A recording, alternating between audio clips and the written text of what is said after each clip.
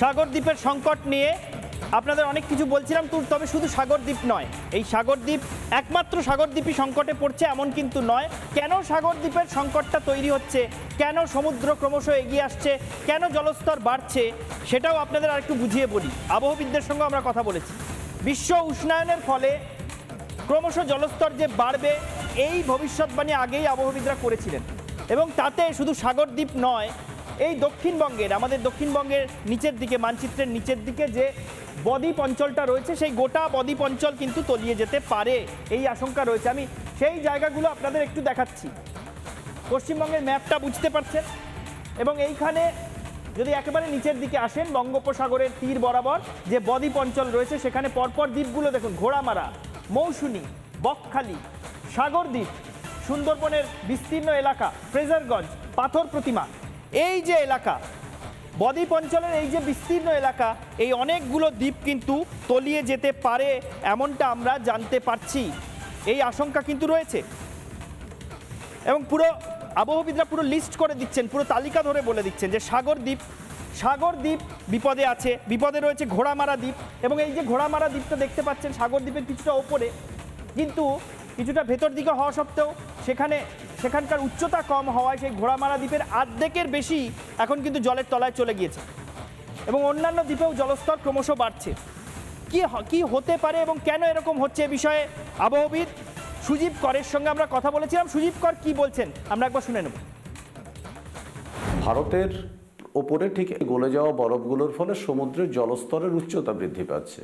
শুধুমাত্র সাগরদ্বীপ নয়, সমগ্র সুন্দরবনের বিস্তীর্ণ প্রান্তরে আগে যেখানে সমুদ্র থেকে উচ্চতা ছিল ভূমিভাগের প্রায় 3 মিটারের কাছাকাছি, তার অনেকগুলো জায়গা এখন সমুদ্রের জিরো সমুদ্র লেভেলে নেমে এসেছে। এবং আগে যেখানে সাগরদ্বীপে কপিলমুনির আশ্রম থেকে সি বিচের দূরত্ব ছিল রাফলি প্রায় 1 কিলোমিটারের কাছাকাছি, সেটা এখন 150 থেকে 200 মিটারের কাছাকাছি চলে এসেছে।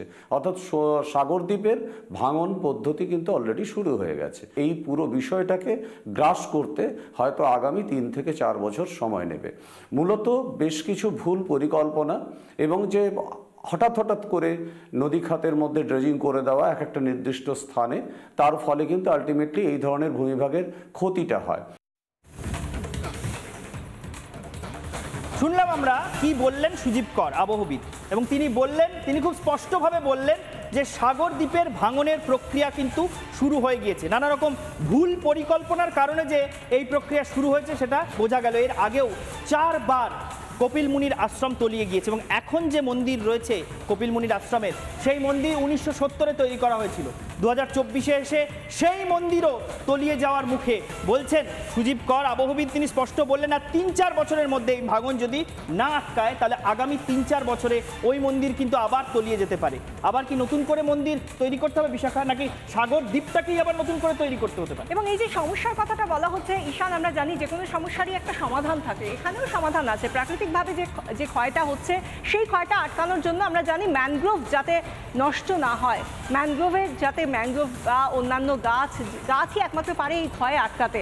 সেই জন্য যাতে বনাঞ্চল নষ্ট না হয়, ম্যানগ্রোভ নষ্ট না হয়, তার উপরে প্রশাসন যদি জোর দেয় এবং বেআইনি নির্মাণ যাতে না হয় সেদিকেও অবশ্যই নজর রাখতে হবে। এ কথাও বলছেন ভূতত্ত্ববিদ থেকে আবহবিদ সকলেই। এবং সেই জায়গা থেকে আমরা প্রার্থনা করি যাতে আগামী বছর, যে ছবিটা আজকে দেখতে পাচ্ছি, আগামী বছরও যেন এই জনসমাগম দেখতে পাই, ভক্তদের ঢল দেখতে পাই। বাংলার প্রাইম টাইম এখানেই শেষ করছি। দেখতে থাকুন রিপাবলিক বাংলা।